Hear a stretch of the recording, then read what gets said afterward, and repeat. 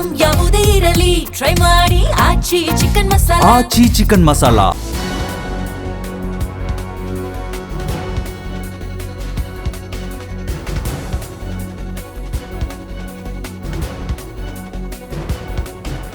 ಪ್ರತಿ ವರ್ಷದಂತೆ ಈ ವರ್ಷವೂ ಮಾರ್ಚ್ ಕೊನೆಯ ಶನಿವಾರದಂದು ವಿಶ್ವದಾದ್ಯಂತ ಲಕ್ಷಾಂತರ ಜನರು 1 ಗಂಟೆಯ ಕಾಲ ದೀಪಗಳನ್ನು ಆರಿಸುವ ಮೂಲಕ ಅರ್ತ್ ಅವರ್ ಆಚರಿಸಲಿದ್ದಾರೆ.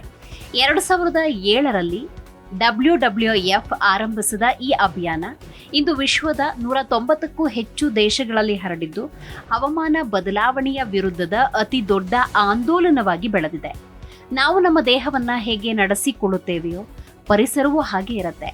ಅಲ್ಟ್ರಾ ಪ್ರೋಸೆಸ್ಡ್ ಆಹಾರ, ಅತಿಯಾದ ಸ್ಕ್ರೀನ್ ಟೈಮ್, ದೈಹಿಕ ಚಟುವಟಿಕೆಯ ಕೊರತೆ ಕೇವಲ ಆರೋಗ್ಯವನ್ನಷ್ಟೇ ಅಲ್ಲ, ಭೂಮಿಯ ಆರೋಗ್ಯವನ್ನ ಕೆಡಿಸ್ತಾ ಇದೆ.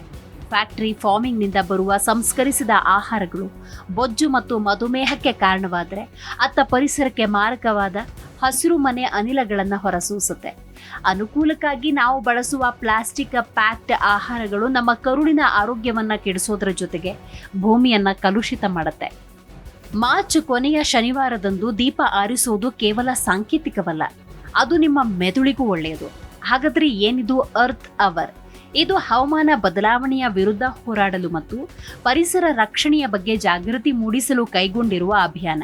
ಇದರ ಭಾಗವಾಗಿ ಪ್ರತಿ ವರ್ಷದ ಮಾರ್ಚ್ ತಿಂಗಳ ಕೊನೆಯ ಶನಿವಾರದಂದು ರಾತ್ರಿ 8:30ರಿಂದ 9:30ರವರೆಗೆ 1 ಗಂಟೆಯ ಕಾಲ ಮನೆಯ ಅಥವಾ ಕಚೇರಿಯ ಅನಗತ್ಯ ವಿದ್ಯುತ್ ದೀಪಗಳನ್ನು ಮತ್ತು ಉಪಕರಣಗಳನ್ನು ಆರಿಸಲಾಗುತ್ತೆ.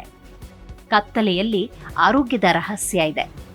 ಕೃತಕ ಬೆಳಕು, ವಿಶೇಷವಾಗಿ ಸ್ಕ್ರೀನ್ಗಳ ಬ್ಲೂ ಲೈಟ್, ನಿದ್ರೆಗೆ ಪೂರಕವಾದ ಮೆಲಟೋನಿನ್ ಹಾರ್ಮೋನ್ ಉತ್ಪಾದನೆಯನ್ನ ಕುಂಠಿತ ಮಾಡುತ್ತೆ. 1 ಗಂಟೆಯ ಕತ್ತಲೆ ನಿಮ್ಮ ನಿದ್ರೆಯ ಚಕ್ರವನ್ನ ಸುಧಾರಿಸಲು ಸಹಾಯ ಮಾಡುತ್ತೆ. ನಕ್ಷತ್ರಗಳಿರುವ ಕತ್ತಲ ಆಕಾಶದ ಕೆಳಗೆ ಕುಳಿತುಕೊಳ್ಳೋದು, ಶಾಂತತೆಯನ್ನು ಅನುಭವಿಸೋದು ದೇಹದಲ್ಲಿನ ಕಾರ್ಟಿಸೋಲ್ ಅಂದ್ರೆ ಒತ್ತಡದ ಹಾರ್ಮೋನ್ ಈ ಮಟ್ಟವನ್ನ ಕಡಿಮೆ ಮಾಡಲು ಸಹಾಯಕವಾಗುತ್ತೆ. ಮಾರ್ಚ್ ಕೊನೆಯ ಶನಿವಾರ ಅರ್ತ್ ಅವರನ್ನ ಅನಾನುಕೂಲತೆ ಎಂದು ದಯವಿಟ್ಟು ಭಾವಿಸಬೇಡಿ. ಬದಲಾಗಿ ರಚನಾತ್ಮಕ ವಿರಾಮ, ನಿಮ್ಮ ಸ್ವಂತ ಜೀವನ ಶೈಲಿಯನ್ನ ಪರಿಶೀಲಿಸಲು ಅಂತರ್ನಿರ್ಮಿತ ಕ್ಷಣ ಎಂದು ಭಾವಿಸಿ.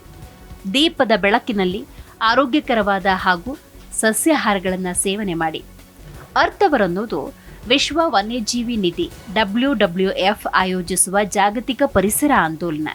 ಪ್ರತಿ ವರ್ಷ ಮಾರ್ಚ್ ತಿಂಗಳ ಕೊನೆಯ ಶನಿವಾರದಂದು ರಾತ್ರಿ 8:30ರಿಂದ 9:30ರವರೆಗೆ ಅನಗತ್ಯ ವಿದ್ಯುತ್ ದೀಪಗಳನ್ನು ಆಫ್ ಮಾಡುವ ಮೂಲಕ ಭೂಮಿಯ ಸಂರಕ್ಷಣೆಗೆ ಬೆಂಬಲ ಸೂಚಿಸಲಾಗುತ್ತೆ.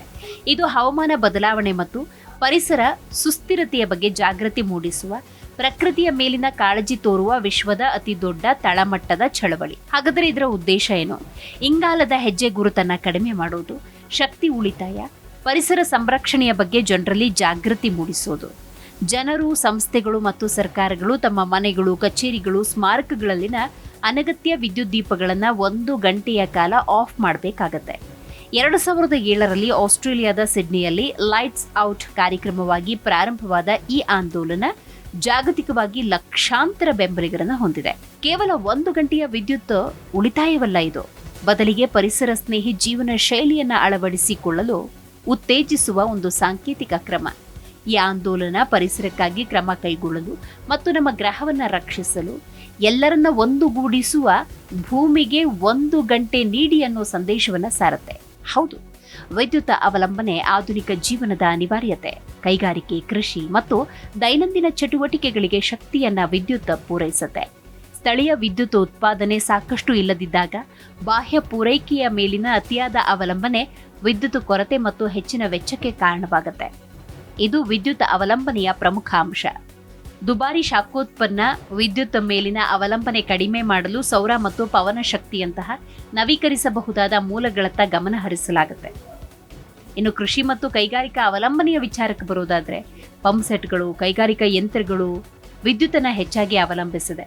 ಹಾಗಾಗಿ ವಿದ್ಯುತ್ ಅವಲಂಬನೆಯ ನಡುವೆ ಭೂಮಿಗಾಗಿ 1 ಗಂಟೆಯನ್ನು ನಾವು ಮೀಸಲಿಡಲೇಬೇಕಾಗಿದೆ. ಪರಿಸರ ರಕ್ಷಣೆ ಮತ್ತು ಆರ್ಥಿಕ ಉಳಿತಾಯಕ್ಕಾಗಿ ವಿದ್ಯುತ್ ಬಳಕೆಯನ್ನ ಮಿತಗೊಳಿಸುವುದು, ಇಂಧನ ದಕ್ಷತೆಯ ಉಪಕರಣಗಳನ್ನು ಬಳಸೋದು ಅತ್ಯಗತ್ಯ. ಹಾಗಾಗಿ ನೀವು ಕೂಡ ಭೂಮಿಗಾಗಿ 1 ಗಂಟೆ ಮೀಸಲಿಡುವ ಈ ಕಾರ್ಯಕ್ರಮದಲ್ಲಿ ಭಾಗಿಯಾಗಿ. ಇದು ಕೇವಲ ವಿದ್ಯುತ್ ಉಳಿಸೋ ಕಾರ್ಯಕ್ರಮವಲ್ಲ, ಬದಲಾಗಿ ಪರಿಸರ ಸ್ನೇಹಿ ಜೀವನ ಶೈಲಿಯನ್ನ ಅಳವಡಿಸಿಕೊಳ್ಳಲು ಉತ್ತೇಜಿಸುವ ಅರ್ತ್ ಅವರ್ ಅನ್ನೋದು ಜಾಗತಿಕ ಚಳವಳಿಯಾಗಿದೆ.